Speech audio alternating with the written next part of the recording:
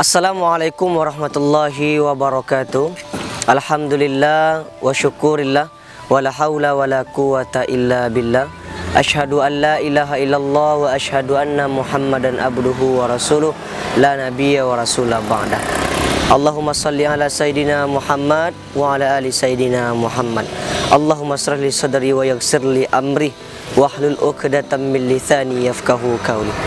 Sahabat Hijrah dimuliakan oleh Allah Subhanahu wa taala. Pada kesempatan sore hari ini kita coba membahas suatu firman Allah Subhanahu wa taala di dalam Al-Qur'an surah Al-Baqarah. A'udzubillahi minasyaitonirrajim. Bismillahirrahmanirrahim. Ya ayyuhalladzina amanu kulu min thayyibati ma razaqnakum washkuru lillah in kuntum iyyahu ta'budun. Shadaqallahul azim.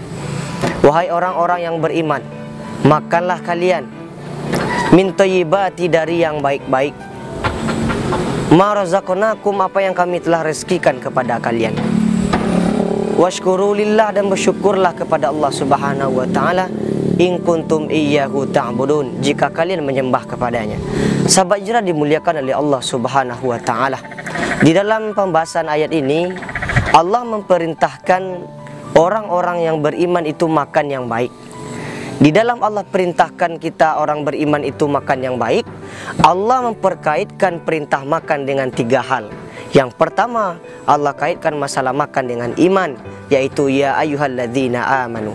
Yang kedua, Allah kaitkan masalah perkara makan dengan syukur kepada Allah, washkuru lillah.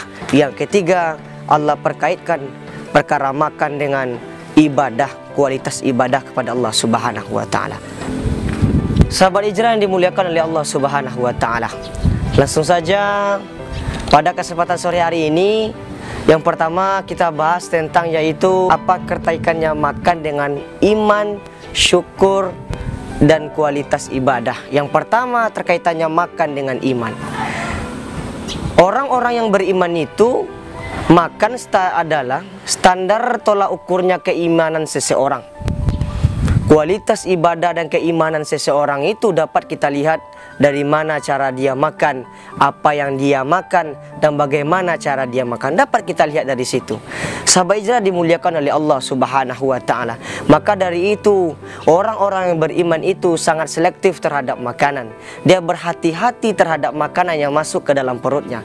Harus mentimbangkan, oh, haramkah yang masuk atau halalkah yang masuk. Begitulah seharusnya sifat orang-orang beriman kata Allah Subhanahu wa taala. Sahabat Hijrah dimuliakan oleh Allah Subhanahu wa taala. Jadi orang-orang beriman itu makan, dia sangat memperhatikan sebagaimana sunnah-sunnah Nabi mengajarkan kepada kita. Makan itu adalah bentuk ibadah bagi seorang beriman.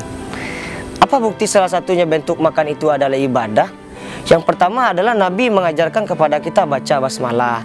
Ini adalah makan bentuknya ibadah dan rahmat dari Allah Subhanahu wa taala. Sahabat Hijrah dimuliakan oleh Allah Subhanahu wa taala.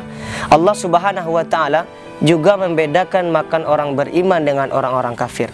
Sebagaimana Allah berfirman di dalam Al-Qur'an surah Muhammad ayat 12. Orang-orang kafir itu makan untuk kesenangan dirinya dan kesenangan di dunianya. Sedangkan seperti mana hewan makan, begitu jugalah orang-orang kafir makan. Begitulah Allah perumpamakan orang kafir seperti dengan hewan makan. Sedangkan kita orang-orang yang beriman sangat selektif, sangat terhati-hati terhadap makanan. Orang-orang kafir itu makan itu adalah tujuan hidupnya. Sedangkan orang-orang yang beriman makan itu adalah sebagai ibadah baginya kepada Allah Subhanahu wa taala.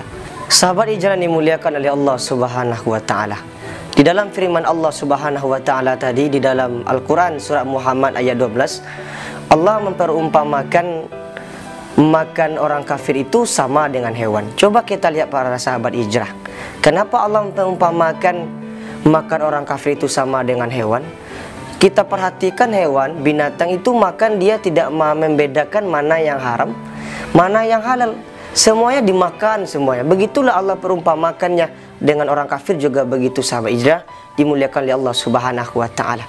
Sedangkan kita sebagai orang-orang beriman kepada Allah Subhanahu wa taala sangat berhati-hati terhadap apa yang kita konsumsi dan apa yang kita berikan kepada keluarga kita, kepada anak-anak kita, kepada istri kita, atau kita sebagai orang beriman itu sangat harus memberikan hal-hal yang baik dan halal kepada keluarga kita yang dia makan dalam sehari-harinya. Sahabat hijrah dimuliakan oleh Allah Subhanahu wa taala. Lanjut yang kedua, sahabat hijrah. Yang kedua, apa kaitannya makan dengan bersyukur kepada Allah? Sebagaimana firman Allah mengatakan tadi, washkuru lillah. Jadi apa kaitannya makan dengan bersyukur kepada Allah? Orang-orang yang beriman, sahabat hijrah, dia bersyukur terhadap makanan. Jadi pertanyaannya sekarang, sahabat hijrah, bagaimana cara kita bersyukur terhadap makanan? Sahabat hijrah yang dimuliakan oleh Allah Subhanahu wa taala, tadi bagaimana cara kita bersyukur terhadap makanan? Yang pertama, cara bersyukur terhadap makanan, jangan kita membuang makanan, jangan kita sering membuang-buang makanan. Itu adalah salah satu sifatnya mubazir dan juga sifat syaitan. Kalau kita sering membuang makanan, itu termasuk kita tidak bersyukur terhadap makanan, sahabat hijrah.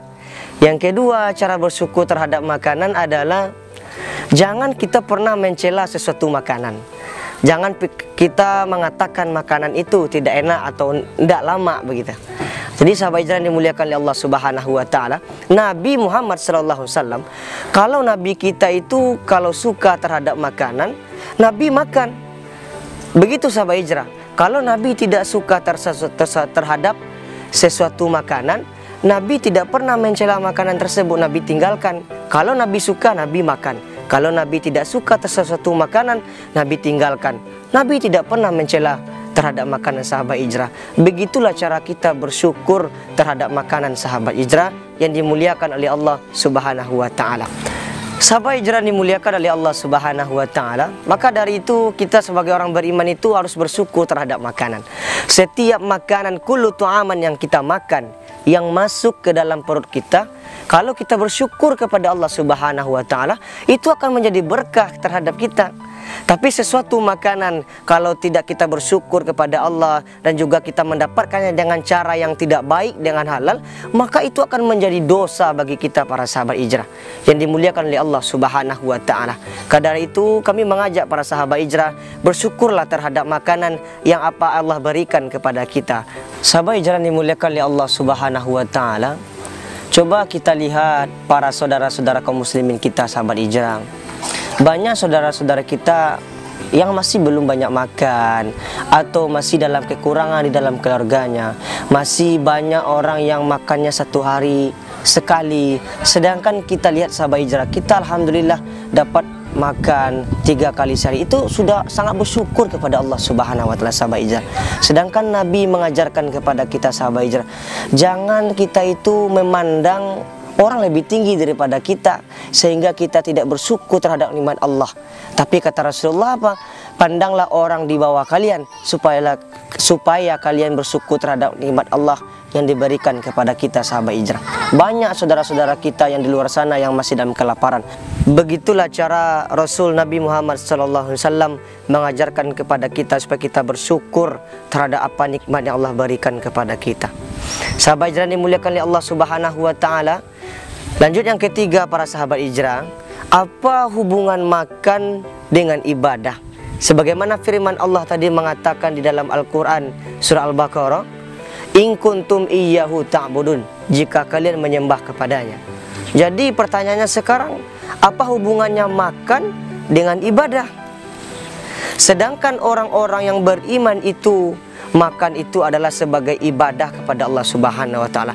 Sahabat hijrah dimuliakan oleh Allah Subhanahu wa taala, orang-orang beriman itu makan akan mendapatkan rahmat dari Allah, akan mendapatkan pahala dari Allah Subhanahu wa taala. Jadi pertanyaannya sekarang, sahabat hijrah, bagaimana caranya makan itu akan mendapatkan pahala, akan mendapatkan rahmat dari Allah Subhanahu wa taala? Maka Nabi atur itu semua. Yang pertama, supaya kita mendapatkan makan itu rahmat dan berkah dari Allah Subhanahu wa taala, yang pertama makan dengan tangan kanan. Yang kedua, cuci tangan sebelum makan. Yang ketiga, baca basmalah. Yang keempat, makan itu duduk. Inilah salah satu bukti makan itu adalah ibadah kepada Allah Subhanahu wa taala. Sahabat hijrah dimuliakan oleh Allah Subhanahu wa taala.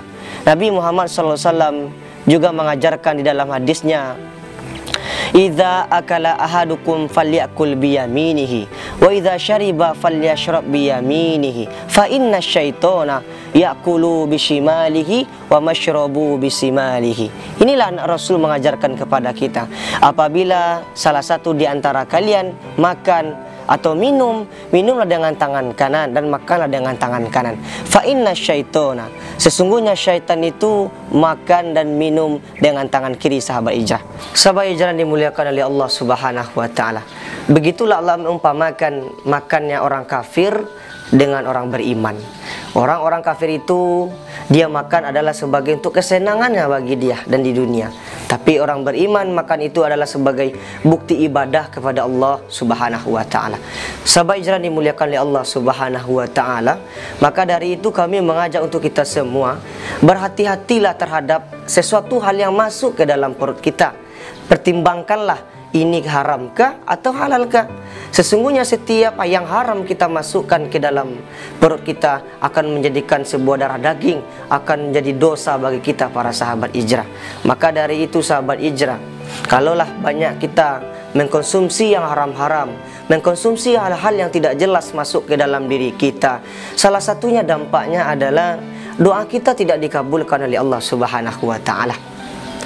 Kita sering berdoa kepada Allah Subhanahu wa taala, "Ya Allah, aku sering berdoa kepada Engkau ya Allah." Jangan begitu para sahabat hijrah.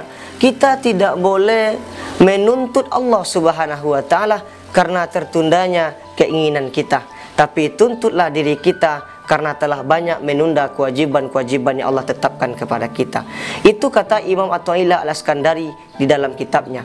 Kita tidak boleh menuntut Allah Subhanahu wa taala karena tertundanya keinginan kita para sahabat hijrah, tapi tuntutlah diri kita karena banyak atau melalaikan kewajiban-kewajiban yang Allah tetapkan kepada kita. Seperti apakah itu? Allah kah perintah solat, kita enggak mau solat. Allah perintahkan cari rezeki yang halal, kita masih mencari yang haram. Inilah yang Allah tuntut kepada kita para sahabat hijrah dimuliakan oleh Allah Subhanahu wa taala. Sahabat hijrah dimuliakan oleh Allah Subhanahu wa taala.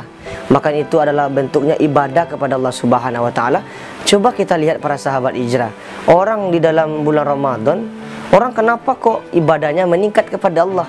Zikirnya, baca Qur'annya meningkat kepada Allah Subhanahu wa taala. Salah satunya adalah dia menjaga makanan ketika di dalam suci Ramadan. Dia sangat berhati-hati mengkonsumsi ketika di dalam suci Ramadan. Ini salah satu bentuk makan itu adalah ibadah kepada Allah Subhanahu wa taala. Makannya kita itu berpengaruh terhadap ibadah para sahabat hijrah. Kalau banyak kita mengkonsumsi yang haram, yang tidak jelas, ibadah kita akan malas itu. Baca Quran kita akan malas, zikir kita akan malas kepada Allah Subhanahu wa taala. Begitulah sahabat hijrah.